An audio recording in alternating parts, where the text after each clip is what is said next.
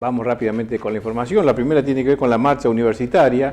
Creo que hay una placa, Sebastián, para mostrar lo que ha sido esta marcha multitudinaria, en la cual allí se tejen dos o tres versiones. Allí está el presidente y el secretario de Educación de la Nación, que de alguna manera pujan sobre un presupuesto que cada vez está más achicado, cada vez hay menos plata para educación, el financiamiento universitario está en riesgo y hay en estos momentos, no sé si ya se ha producido o no, en la Cámara la posibilidad de que el veto presidencial quede firme o no. Esto, bueno, si ustedes están mirando la tele, seguramente en algún canal a nivel nacional, esto se está esgrimiendo en estos momentos. Pero lo que importa allí es justamente lo que decía la placa, el presupuesto universitario, y el otro tema que aparece allí con mucha fuerza es, por parte del gobierno, la plata que se le entrega a las universidades. El gobierno necesita o solicita, pide que haya auditorías, la CEGEN, que es este organismo nacional que audita sobre estos fondos, pero también las propias universidades tienen sus propias auditorías. Allí hay un tema que no está del todo claro, o por lo menos no se transparenta con nitidez, sobre todo para la opinión pública, porque las universidades son autónomas, los gastos se hacen de manera que creen conveniente, y lo que sucede muchas veces cuando uno se entera es que las universidades pagan películas, las universidades pagan temas que no tienen nada que ver con las universidades, las universidades pagan proyectos que tienen que ver con desarrollos productivos. Vamos a ver específicamente en esto cómo la UNER de Concordia financió con 25 millones de pesos una capacitación para aquellas personas que estaban por ingresar al frigorífico multiespecie. Una estructura, un edificio que no se terminó, un edificio que estaba, según versiones oficiales, un 80% para su terminación, pero lo cierto es que esa plata vino, esa plata entró al municipio, los concejales hicieron sus averiguaciones y vamos a tener más adelante la voz de la ex concejal Ivonne Jaurena hablando sobre este tema y haciéndose preguntas. Así que es interesante que este tema vuelva a aparecer en la palestra política para que los actuales concejales puedan seguir insistiendo en los pedidos de informe, y si estos pedidos de informe no satisfacen, bueno, ir a la justicia y que la justicia aclare si aquí hubo o no malversación de fondos, si aquí hubo o no desvío de estos dineros, si aquí hubo o no un gasto que en definitiva no se realizó. Bueno, pues eso, son preguntas que tal vez los concejales deberían hacerse para que luego la justicia investigue y ponga blanco sobre negro o luz sobre estos temas que son oscuros aparentemente. Así que este es un tema que, como dije, las universidades muchas veces eran cooperativas, por decirlo de alguna manera, de negocios que se hacían desde las esferas políticas con las universidades. Hay ejemplos a montones, hay muchísimos. Cuento uno que me pasó a mí en lo personal. Yo estaba contratado por el Ministerio de Educación de la Nación para ser capacitador a nivel provincial. El sueldo me lo empezó pagando el Ministerio de Educación y después de un mes al otro, empecé a cobrar de una universidad, de La Matanza. Y la pregunta es, ¿por qué La Matanza me pagaba a mí cuando yo estaba contratado por Nación? Y es así que después mi sueldo yo lo tenía que cobrar en Banco Patagonia de Paraná. Tenía que ir a Paraná a cobrar el sueldo, la capacitación, porque la universidad me lo depositaba en Banco Patagonia, que está la única sucursal en Paraná. Esto me pasó a mí, estas son cuestiones turbias, muy turbias, que, bueno, las universidades fueron cómplices de todo este mal manejo de estos recursos que debieron ir a las aulas, debieron ir al pago de los profesores, debieron ir a investigación, y que aparentemente, por lo que se está sabiendo, poco de estos recursos, de los pocos recursos que había para las universidades, no iban al 100% de los lugares donde debió haber ido. Así que este tema de las universidades, como el tema jubilados, como el tema docente, es muy importante que estos temas salgan a la luz para que realmente aquello que se tiene que aclarar se aclare, aquello que tiene que mejorar se mejore y que, como decimos siempre, los salarios de los docentes tienen que estar bien pagos, los docentes tienen que cumplir con su función, porque el docente que no va a trabajar muchas veces no cumple con aquel precepto que tiene, y uno dice, bueno, pero a veces está enfermo, el docente a veces tiene que hacer un curso, el docente a veces, por supuesto, todo esto está bien y esto está dentro de la ley. El problema es cuando el docente va de vacaciones, se saca selfies y está con licencia por enfermedad, pero sabemos que está en otro lado. Estas son las cosas que molestan a la opinión pública y que dejan muy mal parado al colectivo docente. Hablo de lo local, hablo de lo provincial. Cuando hablamos de lo nacional, tiene que ver con docentes bien pagos a nivel universitario, porque las universidades argentinas, la gran mayoría son muy buenas universidades. El problema es que están mal pagos. Y todo el recurso que debería ir para investigación, para aplicaciones, para desarrollo, en cuanto a conocimiento, bueno, no alcanza. Y por supuesto, los presupuestos universitarios cada vez son más pobres, son más disminuyendo progresivamente. Así que ojalá que este tema encuentre eco en el gobierno, que el gobierno pueda encontrar los mecanismos para aumentarle los sueldos a los universitarios que se dediquen a estudiar, y que el otro tema también que yo lo planteo porque realmente es alarmante, la cantidad de extranjeros que vienen a estudiar a la República Argentina. Claro, es gratuita, no le sale un peso. Y casi el 30%, por decir un número redondo, más del 30% o el 30% de los estudiantes que ingresan a las universidades son extranjeros. Entonces, ¿cómo es posible, hoy lo decía un periodista, cómo es posible con los índices de pobreza que hay? Ejemplo, el conurbano bonaerense, ya lo vamos a ver en una placa, casi el 70% de los niños entre 12 y 17 años son pobres, el 70%. Entonces, ¿cómo puede ser que este número que es alarmante, que duele, la otra, Sebastián, me parece que es, realmente la siguiente, tiene que ver con la otra, bueno, la otra, allí está, ¿no? En los menores de entre 12 y 17 años, el porcentaje se eleva al 70%, son pobres. Y allí está el conurbano bonaerense, el 59,7%, el Gran Paraná, 47,7%. Bueno, ahí están los datos, ¿no?, que están apareciendo, que después lo vamos a ver cuando hablemos de pobreza. Pero allí está, Gran Rosario 46,8, San Luis 53,8, Santiago del Estero 64, Posada 55,9, Resistencia 76,2. Entonces, ¿cómo puede ser que un país donde realmente hay pobreza, le sigamos pagando o le sigamos permitiendo que los extranjeros no se les cobre nada? ¿Cómo es posible? Anda a estudiar a Uruguay, vos argentino, anda a estudiar a Bolivia, vos que sos un chico argentino, anda a estudiar a Paraguay, a ver cómo te reciben, a ver si no tenés que pagar. Por supuesto que tenés que pagar, por supuesto que tenés que pagar. ¿Y por qué entonces acá? Porque claro, nosotros somos vivos, nosotros somos con la plata de los demás, ¿no es cierto? Con la plata del tipo que tiene hambre, con la plata del indigente, con esa plata se puede realmente, o se pretende, que los que vengan a Argentina a estudiar, estudien gratis. Me parece a mí que necesitamos rever este tema, revisar este tema, que realmente aquel que quiere venir a estudiar a Argentina, que pague como lo hace en cualquier país del mundo,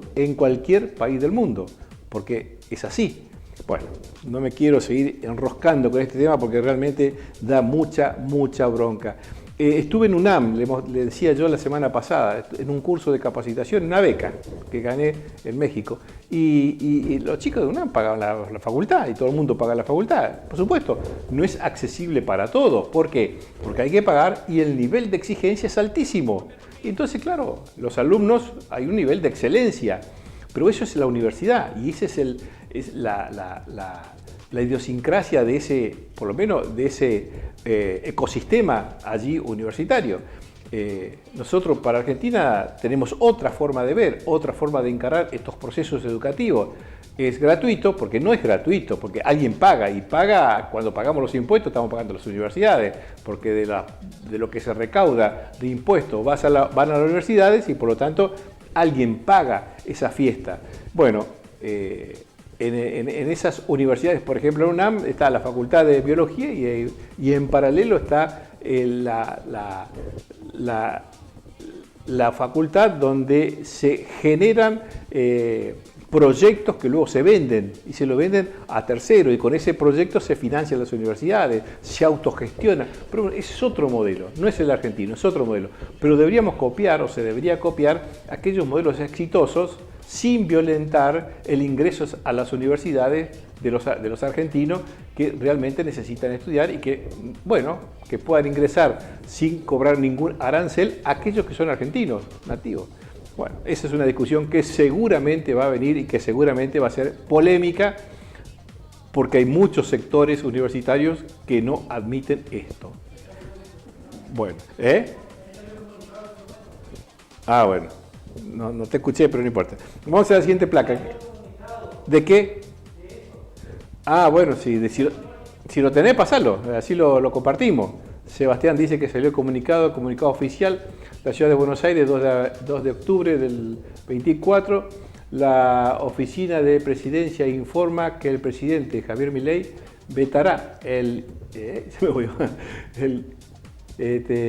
irresponsable proyecto de aumento del gasto público de las universidades nacionales aprobado por el Congreso, así como cualquier otro proyecto que no contemple una partida presupuestaria específica y ante control de equilibrio fiscal. Bueno, muy bien, el presidente va a vetar, ya lo dijo que lo vetaba, pero bueno, estas son las discusiones que hay que dar y no hay que tenerle miedo, hay que enfrentar las discusiones, hay que, por supuesto, porque es muy fácil decir, créase la Universidad de San José Feliciano. Perfecto, muy bien, todos estamos de acuerdo. ¿Con qué plata? ¿Con qué plata se va a crear si no hay? ¿Qué pasaba? ¿Qué pasaba con...? Ahí está todo el comunicado, no lo vamos a leer porque es extenso, pero vamos a otro caso. Dijo Bordet hace unos días atrás que... dijo Bordet el año pasado, vamos a hacer las licitaciones para la ruta 1 y 2. Y en Feliciano se hizo todo un circo, perdón por la palabra circo, pero fue eso, un circo, donde se abrieron los sobres. No había plata, se sabía de antemano que no había plata, pero como estábamos en campaña electoral, bueno, realmente se hizo todo ese circo y sabíamos que no había plata. Bueno, eso pasa cuando existe la demagogia y existe también esto de prometer cuestiones que después no hay de dónde financiar. Pasó lo mismo cuando las amas de casa, en el gobierno de Busti, se incorporaron al sistema de la caja jubilatoria personas que nunca habían aportado. Me parece bárbaro que la gente se jubile y que tenga su jubilación. El problema es de dónde va a salir la plata para pagar. Y por eso los déficits de la caja de jubilaciones. Discúlpenme que tome varios temas así salteados, pero todos confluyen en este tema. Si no hay presupuesto previsto para esas acciones políticas, caemos en esto, en los desfinanciamientos de estas entidades, como por ejemplo la Caja, el no poder hacer rutas, como por ejemplo le pasó a la gestión de Bordet y a la gestión anteriores, y Bordet 2 veces, y pasa cada vez que suceden esas cosas. La demagogia de los políticos realmente preocupa. Hay un videíto, hoy lo estuvimos viendo acá antes de salir al canal, de Guñasqui, donde realmente Guñasqui le da en la tecla, es fuerte, ¿no? Es fuerte, pero realmente dice muchas verdades de la clase política, Pero bueno, vamos a dejarlo para más adelante. Vamos con las placas rápidas, Sebastián, que ya algo mostramos de las placas de pobreza, datos del INDEC que por allí preocupan. Bueno, esto es el tema. Pobreza 52,9% a nivel país, en crecimiento. Bueno, allí en crecimiento lo pongo en duda, porque según, este es el primer semestre, y parte de este primer semestre, los últimos meses, ha venido en baja. Es decir, el total de los 6 meses, de estos primeros 6 meses, sí dio un 52,9%. Pero si se desarma mes a mes, viene bajando la pobreza y ojalá que esto siga siendo así. La pobreza infantil, el 66,1%. 6 de cada 10 chicos son pobres. Y esto realmente duele en el alma porque tiene que ver con el proyecto de país que se espera, que se desea y que se anhela. Si 6 de cada 10 chicos son pobres, bueno, allí la capacidad de crecimiento, desarrollo de una Argentina, ahí se va a ver seriamente dañada. Indigencia, 18,1%, datos del INDEC. Vamos a la siguiente, Sebastián, así lo pasamos rápido. Allí está el cuadro de evolución. En el 2022 la indigencia del 8,8% y la pobreza del 27,7%. El 2022, ese es el primer semestre. Segundo semestre, 8,1% indigencia, 31,1% pobreza. 2023 y finalmente 2024, primer semestre, 18,1% y 34,8%, 52,9%. Esta es la evolución, estos son los datos fríos, pero realmente duelen porque detrás de cada número hay un indio, hay un individuo, hay una persona, hay un anciano, hay un joven, hay un matrimonio, es decir, hay personas. Y bueno, esto es lo que la política tiene que tratar de concientizar cuando se toman medidas y ojalá que a Milei le vaya bien para que estos números comiencen a bajar rápidamente. Vamos a la siguiente placa. Bueno, ahí están ya un poquito más desglosados los datos. Lamentablemente, pido disculpas, no se ven bien los números, pero tiene que ver con esto que hemos dicho hace un ratito, la cantidad de personas. Segundo semestre de 2023, con respecto al primer semestre de 2024, los datos realmente son preocupantes. Aumentó un 11,2%, es decir, ahí está, gracias Sebastián, hay 5,3 millones de nuevos pobres, 5,3 millones de nuevos pobres en la República Argentina. Y ahí está la diferencia, segundo semestre de 2023, 41,7, primer semestre de 2024, 52,9. Indigencia pasó del 11,9 al 18,1, es decir, 2 millones, casi 3 millones de nuevos indigentes en la República Argentina. Realmente preocupa y no podemos decir que Argentina es rica. No, la Argentina es pobre en cuanto corresponde a estos números. ¿Que hay riqueza en cuanto a recursos naturales? Sí. ¿Hay riqueza en cuanto a mentes brillantes? Sí. ¿Hay riqueza en cuanto a posibilidades de desarrollo? Sí. El problema es que tenemos una población donde lamentablemente la pobreza está siendo cada vez más fuerte. Vamos a la siguiente, Sebastián. Bueno, y allí está desglosado los datos que ya lo vimos, así que la pasamos de largo porque ya vimos esos datos que están desagregados por las grandes ciudades y también los grandes conglomerados. Pasamos a la siguiente, que tiene que ver con... Y bueno, vamos con el Alzheimer. Es una placa que desde la oficina de PAMI, Feliciano, nos piden de la colaboración para que se concientice sobre todo en este tema del Alzheimer, que bueno, es una enfermedad degenerativa a nivel cerebral y que es importante que empecemos a tomar conciencia de esto, que seguramente muchas personas estarán pasando este tipo de enfermedades. ¿Lo vemos, Sebastián? ¿Qué es el Alzheimer? Se trata de una enfermedad progresiva que afecta las conexiones neuronales y genera el deterioro de la memoria y otras habilidades cognitivas. Algunos de sus principales síntomas pueden ser cambios en la manera de recordar y razonar, desorientación, dificultades con el lenguaje. Aunque el Alzheimer no tiene cura, podés enlentecer la enfermedad, haciendo ejercicio, manteniendo una buena alimentación, evitando fumar. Si sentís alguno de estos síntomas, es recomendable hacer una consulta con un especialista. Encontralo en pami.org.ar/mi-medio cartilla. Bueno, muy bien, así está. Cumplimos con Rocío, que era nuestra compañera de trabajo y que gentilmente nosotros accedemos a pasar esta información y ojalá que más información llegue para hacerla circular y que la gente tome conciencia acerca de esto. Vamos ahora rápidamente a un video donde el gobernador Rogelio Frigerio, bueno, de alguna manera habla sobre los aumentos de los docentes. Y la pregunta que se hacía hoy o estos días se ha hecho Troncoso el gobierno aumenta, el gobierno le da aquello que los gremios piden, pero los gremios le contestan con paros. Bueno, es una discusión que que se está dando a nivel gobierno y sindicato, seguramente habrá un acuerdo más adelante, no sé cuándo, pero tiene que ver con esta puja de intereses y lo que es llamativo, ¿no? Es llamativo. Cuando el gobierno no es justicialista, los gremios están muy fuertes, muy empoderados y van al choque y van a los paros y van. Yo me pregunto, ¿en la época de Bordet pasaba lo mismo? No sé, no tengo la respuesta. Lo que sí digo es que comparo lo que había antes y lo que hay ahora, ¿no? Situaciones donde antes no había respuestas o las respuestas no eran del todo satisfactorias, por lo menos en lo que escuchábamos nosotros, y ahora, bueno, si bien la situación económica es diferente,